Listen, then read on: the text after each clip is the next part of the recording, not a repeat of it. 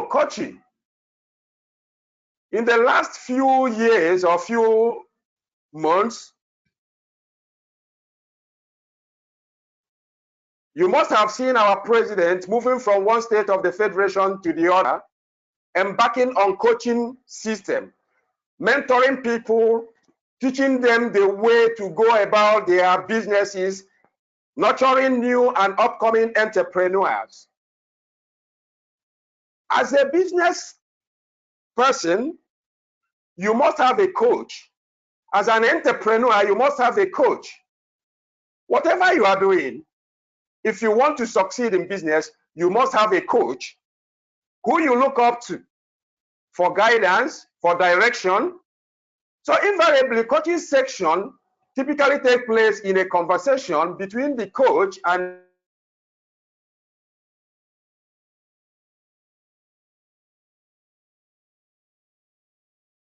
the coachee. By the coachee, I mean the person taking directives from is on helping the coachee discover answers for themselves. It helps them to find practicable solutions to some of the problems that are difficult to solve. It is a way of nipping problems in the bud. Coaching is a way of developing people's skills and ability and boosting their performance. It can also deal with issues or challenges before they become problems. So invariably, the idea of picking up a coach or embarking on a coaching system is a mechanism geared towards finding practicable solutions to problems. Problems that has to do with economic problems, so that one will not make mistakes in life or in the course of carrying out the business of the day. In some organizations, coaching is still seen as a corrective tool, used only when things have gone wrong. But in our own case, we don't need to wait until things begin to go wrong before you pick up a coach. You are supposed to use what has happened to others to learn from the experience, rather than to wait until when it happens to you. But in many companies, coaching is considered to be a positive and proven approach for helping others explore their goals and ambition in the workplace. So coaching in a workplace are seen to be counselors, psychotherapists, gurus, teachers, trainers, and consultants. They possess some skills and tools. Most formal coaching is carried out by qualified people who work with clients to improve their effectiveness and their performance. When you employ them,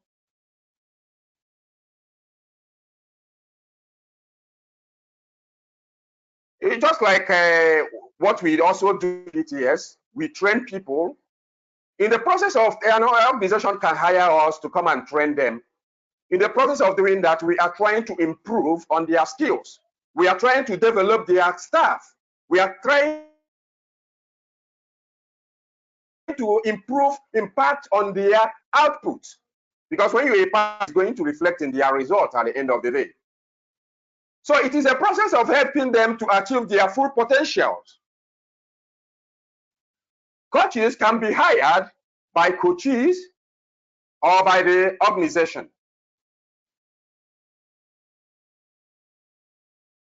And leaders in the organizations can be just so managers and it's as effective as externally hired coaches, because managers in most cases they can perform the job of a coach, coaching people in the organization, and at one time of the day or the other they can involve the services of an external coach in order to add more value to what they have been doing. So coaching is a continuous process. It does not end at one end.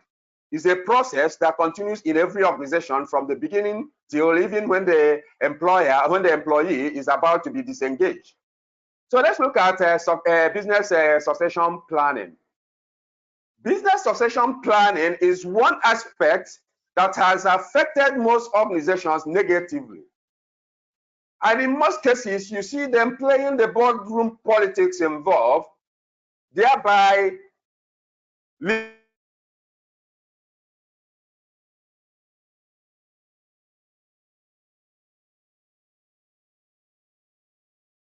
to the winding up of the organization if care is not taken. So invariably, a perfect mechanism geared towards a successful succession planning. So organizations use succession planning as a process to ensure that employees are recruited, developed to fill each key role within the company. In some cases, you find out that a managing director of a company or even a general manager in a particular company may go on retirement or maybe resign and move to another establishment. If the organization in question does not have a very good succession planning, automatically it's going to affect them. Bringing a managing director that would replace him from outside is not the best. It is better you pick from one of the deputy managing directors who have been in the system for years, who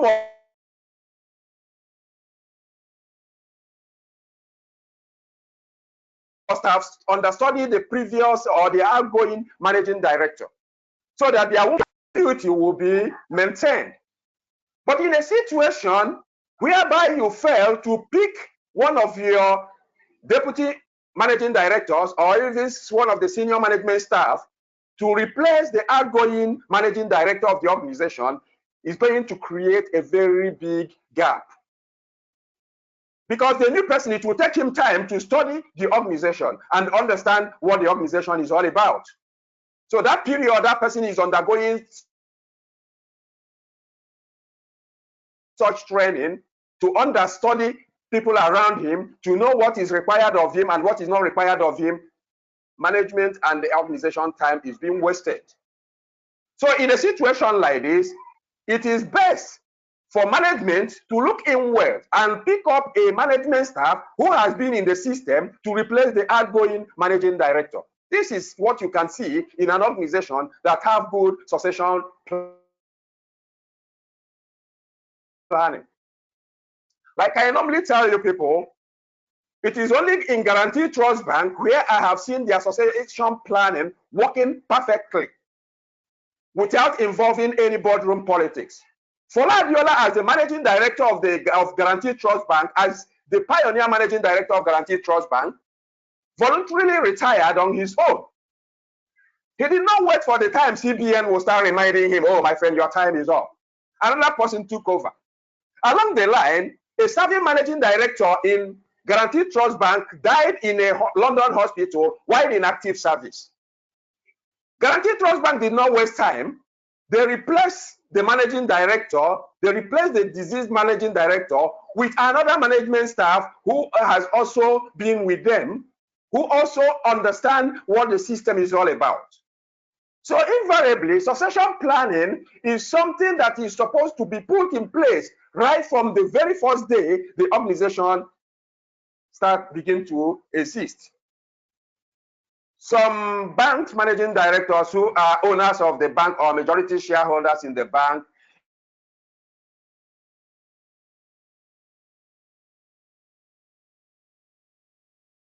a good number of them stayed over 10 years in office with no genuine plan of succession plan. When Sanusi Lami, the former CBN governor, came up and now made them to understand that CBN has policy in the course of maintaining their corporate governance, that CBN has policy that no managing director is expected to stay in office above 10 years.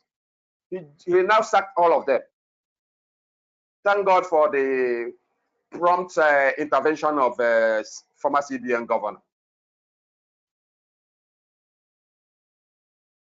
So succession planning is supposed to be in place right of the organization, so that at any point in time when vacuum is being created, filling that vacuum will not be a problem. So let's look at managing voluntary and involuntary turnover. When you come to an organization, many people will retire on their own or resign on their own voluntarily, while some people will not resign or even retire, but will be getting rid of through the system. The system has a way of getting rid of them systematically when one is not proactive, or when one is having dubious character, or is of dubious character. So to maintain an environment that supports employee satisfaction and engagement, organization must try to ensure that good performers want to stay with the organization. Because you cannot change a winning team. A team that is giving you what you want, you must do all what is within your means in order to keep a winning team. You can see the reason why a managing director or maybe a branch manager of Bank A will move to Bank B. That branch manager will come back to his former bank and pull all his key staff and move over to the new bank with him, because these are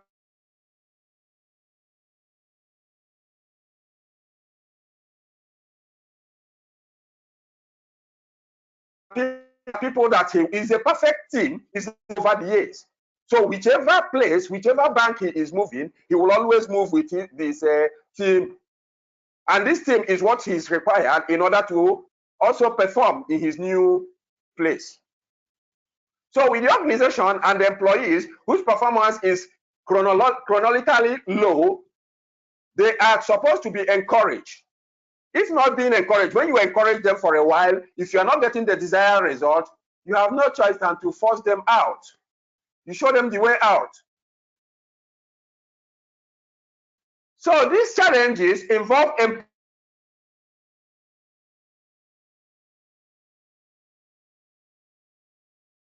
employees turnover. That is, employees leaving the organization.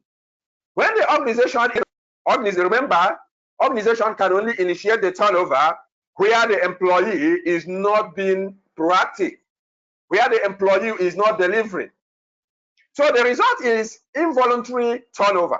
Example include terminating an employee for theft or laying off employee during a downturn. After this recession now, many organizations will retrench because they cannot cope. They may not be able to cope with the kind of recession that the entire world, not just Nigeria alone, that the entire world is going to face after this lockdown.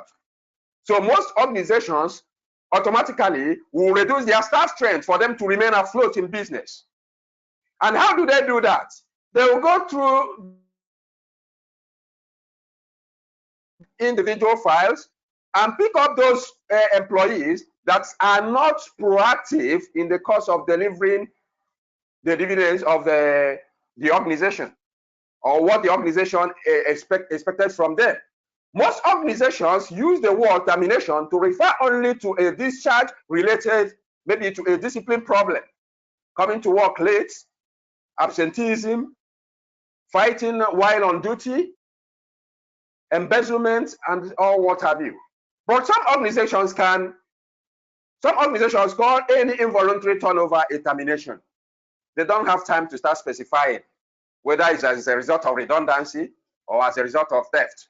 Immediately, an organization initiated the turnover. They call it termination. When the employee initiates the turnover, it is voluntary turnover. That is when you can hear, I voluntarily resign.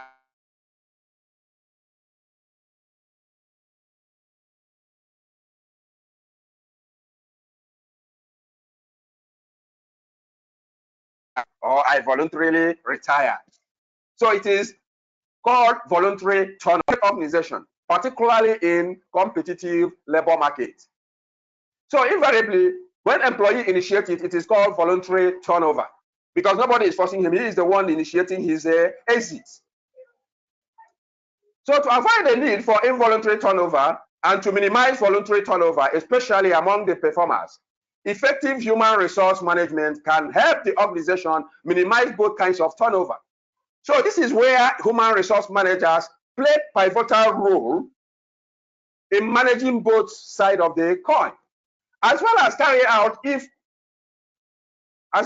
out effectively when necessary. So when you look at it, It involves a lot. It could be that the employee is not satisfied with the job any longer. It could be that the employee must have gotten maybe an increased pay elsewhere. So invariably, in a situation like that, the employee will engage in voluntary turnover. So it does not necessarily mean when an employee is not delivering. And an employee may be delivering, doing what is expected of him, but immediately he is tired of that particular employment, nothing stops him from initiating a turnover. On that note, we call it voluntary turnover. So let's look at termination pay. Most organizations find it difficult to initiate this turnover, because when they initiate it, automatically a lot will be involved from their own part. They need to pay a particular employee off. So a lump sum payment equal to the regular wages of a regular work week that an employee would have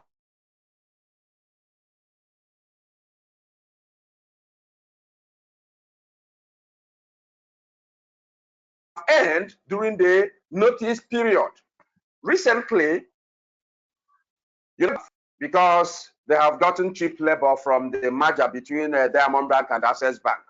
So because of that, they were short. That is, they reduced their salary, and in order to adopt those people coming from Diamond Bank and their own staff, they terminated their appointment in order to accommodate these people coming from Diamond Bank. So in that kind of arrangement, UBA paid off those staff that terminated their offer 3 months arrears. Because the excess of pay, you are the one initiating the turnover. You cannot just leave them empty-handed. You are supposed to put a mechanism in place so that within 3 months of being jobless, they can be able to leave while they are trying to hook up another job elsewhere. We also have severance pay. It is a compensation that recognizes the employee's years of service and compensates the employee for loss of job-related earnings. It's just like what UBA did. They paid them 3 months or 4 months ahead and now handed them over their termination letter. So let's look at constructive dismissal. It occurs when the employee makes a significant change to a worker's condition of employment. Example may include changing working hours, authority, travel requirements, etc. In this case, we call it constructive. Constructive in the sense that certain changes in the workplace has made this kind of dismissal necessary. Measuring and monitoring job satisfaction. No human being will perform well when working in an organization that you are not satisfied. You may be working in an organization, a lot of things are motivating you working in that organization. Not if it's not high salary, it could be the condition of service. If it's not the condition of service, it could also be the kind of people you associate yourself with. It could be that you people work like a team in a very conducive atmosphere, devoid of quarrel, devoid of hate speech, devoid of discrimination, harassment, or even poisoned environment.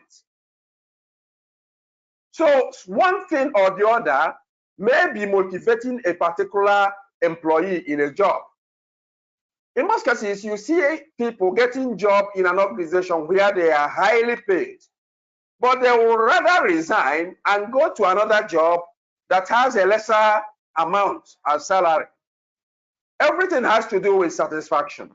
You may be receiving 2 million naira in a month. If you are not satisfied with that job, it will affect you. It will also affect your input. And if it has affected your input, automatically the result will not be there. So despite widespread belief to the contrary, studies have shown that high-performing employees do not feel satisfied with their job simply as a result of high-level title or increased pay. Because those people you see as a performing employee, if you perform this month, management will congratulate you. Next month, they will increase your job function. That is it. Look, take out banks, for instance. If they give you a target, whether you are in operations or in marketing, if you meet that target that month, they will first send you congratulatory message in a letter form. After that, the next month, they will double your target. And that is why that particular employee that is performing will never feel satisfied.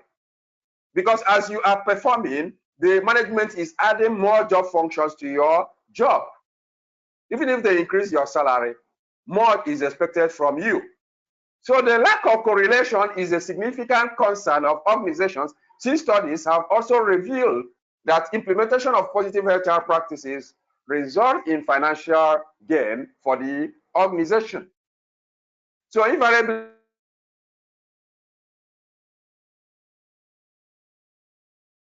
the employee involved, insofar as you are delivering, is going to enhance or show in your salary. So let's look at some of the approaches used in measuring job satisfaction. The first one we shall look at is single global rating. Single global rating is one-sided, is one-directional. One-directional in the sense that it is a method put in place asking individuals to respond to one question. Asking that individual employee to respond to a particular question, it is a way of trying to, in fact, we look at it as a kind of structured question. It is structured in the sense that you are asking a definite question, and that question is applied to other individual employees. You may ask questions like, how satisfied are you with your job?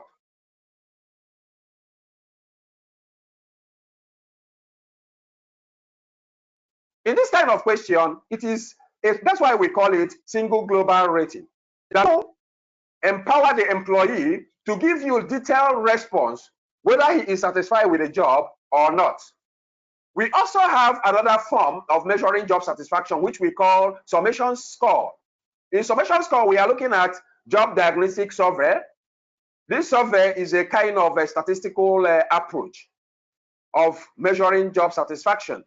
We also have job satisfaction index, job satisfaction survey, job satisfaction relative to expectations, global job satisfaction, job descriptive index. All these are mechanisms used in measuring job satisfaction. We use them to know whether the individual doing the job is satisfied with the job or not. And management makes use of it in the course of implementing decisions and making new policies. Because if your employee is not satisfied with the job, as you are making decisions, you have to change certain things. If not, you will be the only one to do the job. So let's look at a job descriptive index. When we look at job descriptive index, it has a method of developing or measuring measurement which includes 15 items to determine overall job satisfaction.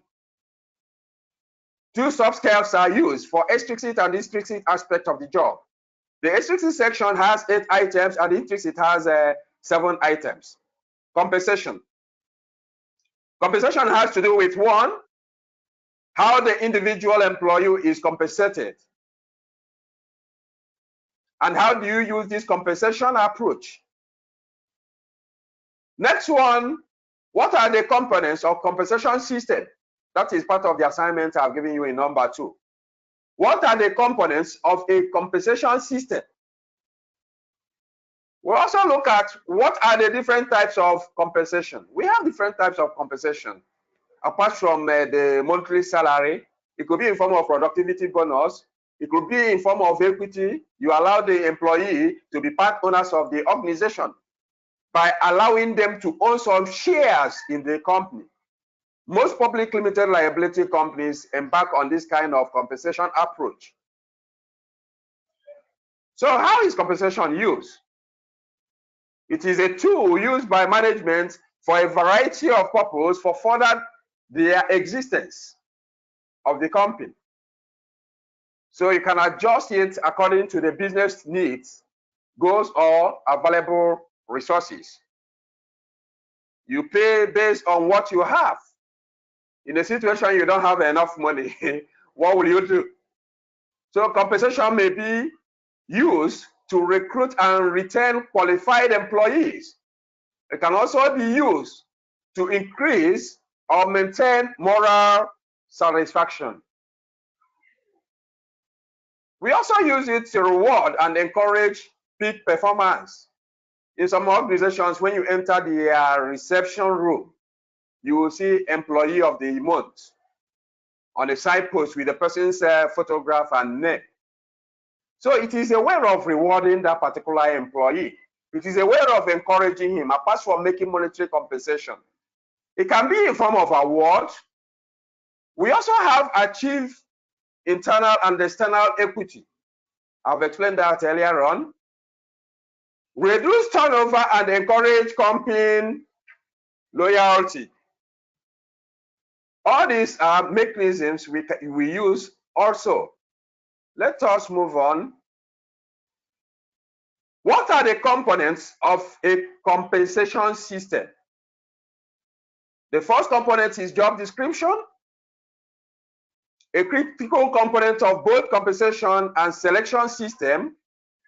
So by job description, you are writing the responsibility. What the job entails, the requirements, job functions, duties, location, environment, conditions, and other aspects of the job. That is the more reason why you see in any job placement or job advertisement, you will see the description of the job function. The prospective employee or the applicant, you will see job description, so that the person will go through the job description to tell himself whether he or she will be capable of doing the job when time comes. We also have job analysis. The job analysis is a process analyzing job from which job descriptions are developed. From that job description, you can now do your analysis, do your job analysis from there.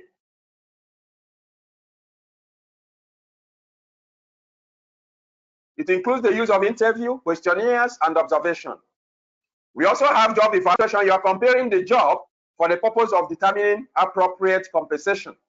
We also have pay structure, which is useful for subsidizing compensation practices. Most pay structures include several grades, with each grade containing a minimum salary. You may see people on the same level, but they are on different grades. And in all this kind of pay structure, it helps the organization to know what is trending within the same organization. That is, for instance, if it is insurance company, it helps insurance A to know what is trending in insurance B.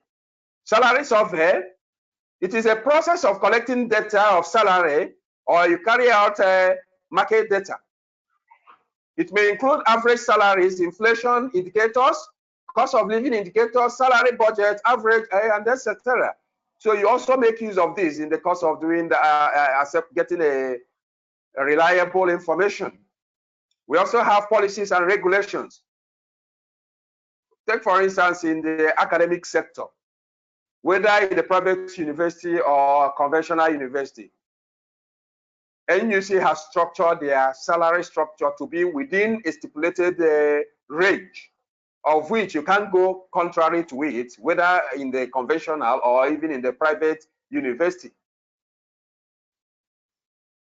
We also have different types of compensation, which are base pay, commissions, overtime pay, bonuses, profit sharing, merit pay. You see some companies sharing profit with their employee at the end of the year. It is a way of compensating them. We also have stock option. I have explained stock option, where you allow them to have equities in the company. Travel, meal, housing allowance is also part of compensating them. Benefits include dental insurance, medical, vacation, leave, retirement, taxes. I know of a company in Victoria Island. At the end of the year, they have made good profits. They ask all their employees to, they lodge them in Protea Hotel for 2 weeks with training and with some of their loved ones. It's just a way of giving back to them what they have given to the organization for a period of 1 year. So, hello. Hello. Yes. Let me round up. So my time is up. Please let me take the assignment again. Discuss what you understand by the term coaching. Question number 1. Discuss what you understand by the term coaching. Question number 2. What are the components of a compensation system? What are the components of a compensation system? Submit to the usual email address valentineekechukwu@yahoo.co.uk. Thank you very much. Till we meet again next week. Have a blessed evening.